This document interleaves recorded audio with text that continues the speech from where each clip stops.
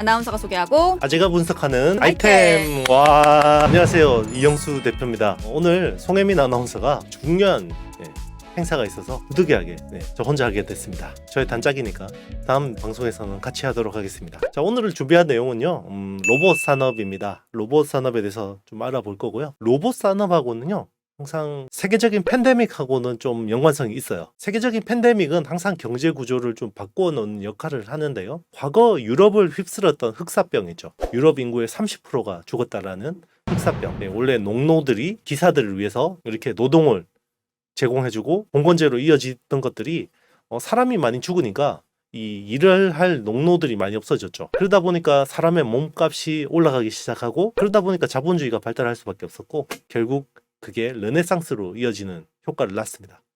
그리고 가깝게는 우리 100년 전 스페인 대독감, 스페인 독감이 일면서 또 많은 사람들이 죽었고요. 인건비가 치솟기 시작했죠. 그 치솟은 인건비들을 감당하기 위해서 기업들은 또 혁신에 몰두했고, 그게 결국 컨베이어 벨트, 포디즘으로 이어졌죠. 자동화.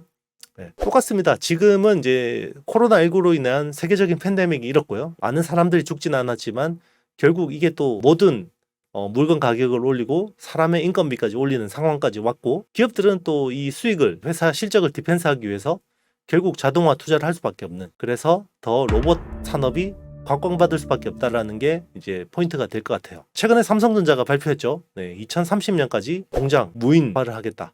전부 로봇이 일하는 스마트 팩토리를 구현하겠다라는 거죠. 앞으로 이제 로봇 산업은 뻔히 눈에 보이는 성장 산업이고요. 거기서 또 엄청난 우리 히든 챔피언 기업들이 탄생할 거라고 기대하고 있습니다. 자, 그러면 오늘 로봇에 대해서 좀 이제 전반적으로 말씀드릴 텐데요. 우리 로봇 그러면 좀 약간 오해가 있어요. 대부분 자동차 공장, 이 중장비, 큰 로봇팔들 많이 기억하시는 경우가 많은데요. 물론 이제 거기도 계속해서 성장하고 있는 산업입니다. 하지만 최근에 좀 뜨고 있는 산업은요, 굉장히 스마트한 로봇은 사람하고 로봇이 같이 일하는 협동 로봇. 기존 제조용 로봇은 로봇이 혼자 일하죠. 그리고 로봇이 너무 크고 비싸니까 딱 이렇게 펜스를 쳐서 사람들이 접근을 못하게 해놓는 거죠. 그렇지만 협동 로봇은 이제 사람하고 로봇이 같이 일을 하면서 효율성을 끌어올리는 그런 방식이고요. 이게 유럽을 중심으로 크게 이제 곽광을 받다가 이제 전 세계적인 트렌드가 된 거죠. 이 로봇 그러면 항상 이제 반대급부가 사람의 일자리를 뺏는다라는 이제 오명들이 있었는데, 그런 거는 꼭 아닌 거죠. 결국 또 이제 사람이 노동에서 해방되면 또 새로운 일자리들이 생겨요. 그래서 로봇을 너무 배관시할 필요도 없다라는 거고요. 그리고 우리의 건강을 돌봐주는 어르신들 요양 보호해주는 이런 쪽 이제 서비스 로봇들도 많이 생기고 있고요. 우리 집에 이제 로봇 청소기 한 대씩은 있죠. 로봇 청소기도 생기고, 점점 더 우리, 그리고 여의도 현대백화점 가면 안내 로봇이 이렇게 안내를 해주죠. 자, 그런 시대입니다. 청소도 로봇이 하고 그런 시대로 접어들게 되는 거고요. 그게 결국은 우리 IoT죠, 그게.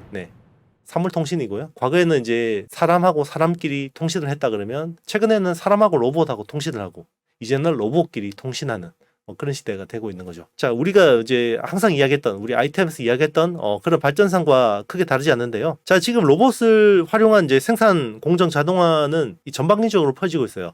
물류, 유통, 의료, 외식 이런 데까지 이제 일상 곳곳에, 고깃집 가면 서비스 로봇 한 대 보는 거는 이제 익숙합니다. 이제 선진국에서는 점점 더 저출산 고령화, 그리고 이제 주 4일제 근무 되다 보니까 로봇 산업 잠재력은 점점 더 커질 수밖에 없는 거고요. 협동 로봇을 중심으로 화학, 첨단, IT, 물류, F&B라 그러죠. 푸드 앤 베버리지 이런 쪽에 이제 고강도 작업하고 섬세한 작업에도 이제 점점 더 많은 투입이 되고 있고요. 협동 로봇 같은 경우는 2030년까지 80억 달러 규모를 형성할 것으로 예상되고 있습니다. 서비스 로봇은요, 800억 달러. 자, 우리 가전의 미래가 이제는 서비스 로봇이라고 볼 수도 있는 거죠. 자, 그러면 여기서 로봇의 그러면 핵심 부품은 뭐가 있을까? 우리나라는 하드웨어를 잘하는 나라니까요. 그럼 하드웨어 쪽에서 뭔가 또 히든 챔피언이 나올 수 있는데, 자, 로봇의 3대 부품은요, 이제 감속기, 그리고 제어기, 그리고 서버 모터, 요 세 가지를 중심으로 보시면 되고요. SPG라는 회사가 로봇에 쓰이는 정밀 감속기를 이제 국산화해서 최근에 이제 좀 주목받고 있고요. 그리고 이제 레인보우 로보틱스라는 회사는 우리 카이스트에서 휴보라는 휴머노이드 로봇 가지고 예전에 다르파에서 1등 하기도 했죠. 그 감속기를 제외한 모든 부품을 내재화해서 이제 경쟁력을 입증한 회사고요. 협동 로봇 분야에서 좀 경쟁사 대비해서 좀 압도적인 경쟁력을 뽐내고 있습니다. 그리고 로보티즈라는 회사도 굉장히 이제 감속기 국산화를 기반으로 해서 액추에이터 매출. 네. 우리 그 다이나믹 셀이라고 해서 우리 완구용 엔지니어들, 그러니까 학생들 이렇게 로봇 프로그래밍 할 때 쓰는 로봇 있잖아요. 강남 스타일 춤도 추고 그 로봇 대부분 다이나믹 셀이 로보티즈 거라고 생각하시면 됩니다. 그리고 최근에는 마곡에다가 자율주행 배달 로봇을 또 상용을 해서 지금 굉장히 열심히 하고 있는 회사라고 생각하시면 됩니다. 자, 그러면 로봇의 메커니즘을 한번 볼게요. 이제 똑같아요. 로봇하고는 자율주행차하고 제가 로봇은 항상 똑같다고 이야기를 많이 했었는데, 인지라는 영역이 있고요. 그리고 판단이라는 영역, 그리고 구동, 제어죠. 이런 쪽이 있는데, 인지는 결국 센서입니다. 이제 카메라도 필요하고 레이더도 필요하고 라이다도 필요하고, 자, 이런 쪽으로 이제 계속해서 그 로봇의 뭐 어떤 속도나 거리 이런 것들 이제 센싱 해야 되고요. 치를 이용해서 이제 지도 맵도 생성을 해야 되고, 이제 판단은 AI라는 거죠. 이제 AI는 빅데이터들을 계속 취합해서 계속해서 이제 고도화하는 거고요. 그래서 이제 우리가 뇌가 판단을 하듯이 AI가 이제 판단해 주는 거고요. 여기는 필요한 이제 칩들이 필요하겠죠. AP가 필요하고요. 그리고 소프트웨어 뭐 이런 것들도 많이 필요합니다. 자, 판단 영역은 아무래도 미국 빅테크 업체들이 많이 할 것 같고요. 우리는 이제 구동부, 팔다리가 되는 구동부를 많이 할 것 같고요.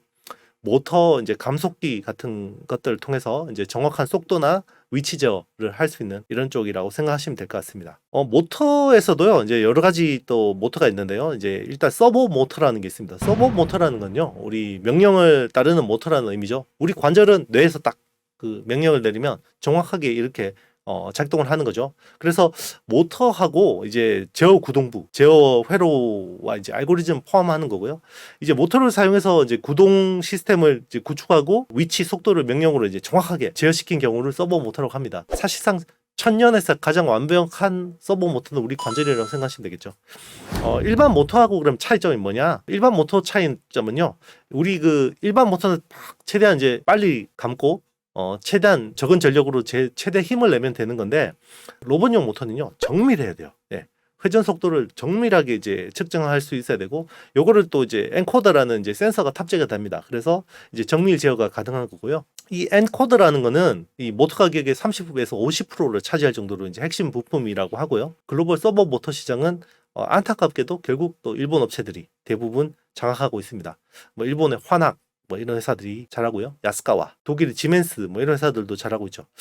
국내에서는 요 서버 모터 쪽은요, 잘하는 회사가 상장사 쪽에서는 별로 없고, 비상장사 중에서 하이젠 모터라는 회사가 있습니다. 여기가 그나마 이제 좀 뭐 기술을 좀 해서 하고 있고요. 감속기 같은 경우는 이제 로봇의 관절 역할을 하는 거고요. 이제 구동원이 모터에 결합돼서 출력 회전수를 이제 제어하는 거예요. 이게 모터에다가 기어가 달려가지고요. 빨리 감아야 될 때는 큰 모터에다가 감아서 가고, 우리 자전거 예전에 기어 변경하는 것처럼. 그리고 이제 좀 천천히 해야 될 때는 이제 작은 기어에다 감아가지고 이런 식으로 이제 토크라고 하죠. 회전력을 이제 이렇게 제어하는 거죠. 여기도 일본 회사가 잘합니다. 일본의 하모닉 드라이브 시스템즈라는 회사가 대부분 장악하고 있고요. 70% 이상 장악하고 있고, 그나마 여기서는 이제 국내 업체들이 좀 감속기 쪽은 이제 국산화를 하고 있습니다.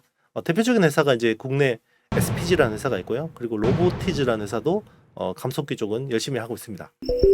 자, 이제 제어기는요, 로봇의 두뇌 역할을 하는 거라고 생각하시면 되고요. 이제 정보값을 받아서 로봇이 원하는 이제 움직임으로 작동할 수 있도록 처리하는 거고요. 이 소프트웨어 플랫폼하고 기술하고 연계돼서 이제 각종 센서들을 통해서 받은 정보를 분석하고 모터, 액추에이터 등을 작동하는 거죠. 보다 많은 정보량을 처리하고 이제 로봇 움직임을 제어하기 때문에 안정화, 최적화 기술이 굉장히 중요합니다. 여기는 독일 지멘스, 일본 야스카와 뭐 미국의 로쿠엘 오토메이션 같은 회사들이 하고 있고요. 국내에서는 RS 오토메이션이 좀 여기 좀 영역을 하고 있습니다. 자, 이제 중요한 이제 기업들을 봐야 되는데요. 여기서 저는 좀 주목해서 볼 만한 회사는요, 이제 SPG라는 회사를 좀 말씀드렸고요. 그리고 레인보우 로보틱스, 그리고 로보티즈, 유일 로보틱스, 이런 회사들 좀 중심으로 보고 있습니다. 물론 이제 로봇이 잘 된다 그러면요, 결국 국내 카메라 모듈 업체들도 수혜를 볼 수밖에 없다고 생각하고 있고요.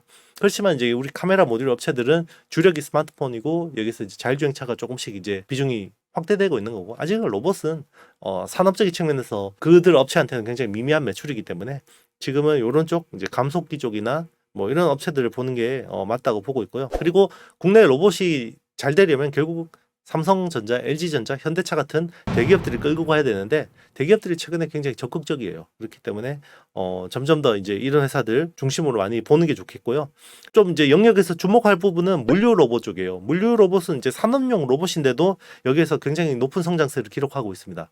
우리 그 라스트 마일이라고 하는데요. 이제 그 보통 요즘은 물류 창고에서도 많은 자동화가 됐는데 결국 택배서 하역해서 이거를 문 앞에 갖다 놓는 결국 사람이거든요. 이게 라스트 마일에서 가장 많은 비용들이 발생하는데 여기를 로봇으로 대체하려는 움직임들이 있죠. 여기 또 그 로봇들이 굉장히 활발한 거고요. 한편으로는 좀 우리 택배 기사님들 이제 일자리가 위협받기 때문에 좀 안타까운 부분도 있는데요. 이런 것들은 사회적으로 잘 합의해서 하는 게 중요하다고 생각하고 있습니다. 자, 요즘에 좀 주목할 만한 로봇 회사는요. 안정적인 부분은 결국 SPC라는 회사를 제일 주목해서 보고 있고 성장성적인 측면, 기술적인 측면에서 좀 주목할 만한 회사는 레인보우 로보틱스라는 회사를 보고 있습니다. 아직 매출 규모는 좀 미미해요. 미미하고 작년 매출이 90억, 영업 적자가 10억 정도 발생했는데요. 올해 흑자 전환이 확실해 보이고 지금 분기로도 흑자 전환을 했습니다. 자, 이 회사의 투자 포인트는요. 2분기 연속 흑자를 냈다라는 게 중요한 거고요.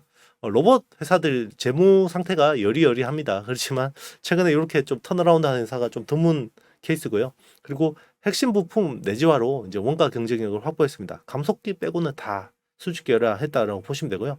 그리고 협동 로봇 쪽을 굉장히 잘합니다. 지금 매출의 89%, 그리고 거의 90%가 로봇 부문이고 한 기타 부문이 한 10% 정도 되고요. 이 회사 같은 경우는 카이스트 휴머노이드 로봇 연구센터 연구원들이 주축으로 만든 회사고 2011년 만들었습니다.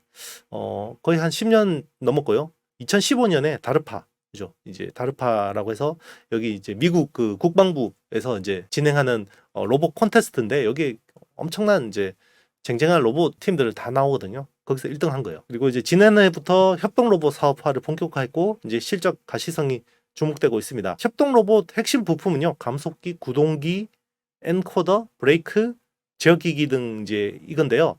이게 원가의 3분의 2 차지합니다. 그런데 이제 지금 핵심 부품 내지화로 원가 경쟁력을 갖췄다고 볼 수 있고요. 그리고 이제 이 회사 같은 경우는 이번에 그 누리호 발사했잖아요. 이제 누리호 발사했는데 여기에 그 천문연구원이 이제 개발한 누리호 추적 무인 광학 시스템이 있습니다. 여기 아울렛이라는 건데요. 여기 하단부에 정밀 마운트 시스템을 이 회사가 공급을 했습니다.